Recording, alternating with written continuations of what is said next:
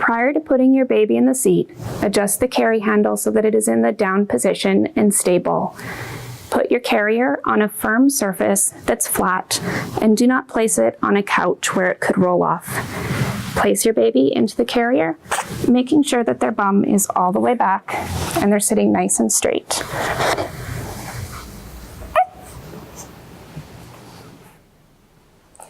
Once your baby is in the carrier with their bum all the way back and their back flat against the back of the carrier, you're going to position the harness straps over top of their body.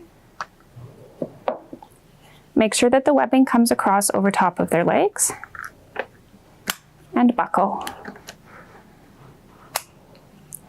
Tug on the webbing just above the buckle to bring the slack from the harness that is over their hips to the front.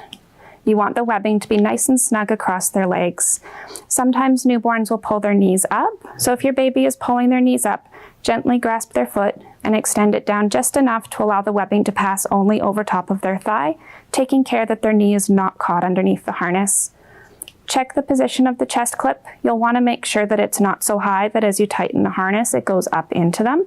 If needed, lower it just a little bit, and then we'll adjust the height of it again after the harness is tight. Position the harness covers at the top of the shoulders.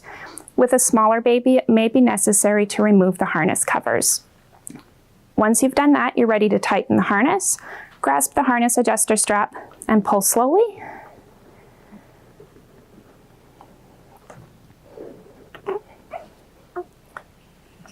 And then fasten the chest clip. And we're going to slide it up so that it's even with the armpits.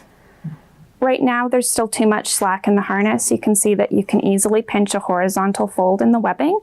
So check for tightness. If you can pinch a fold, then just grasp the adjuster strap and tighten the harness until you can no longer pinch a fold.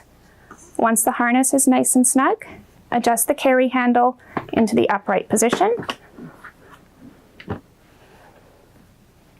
And you're ready to take your baby to the car.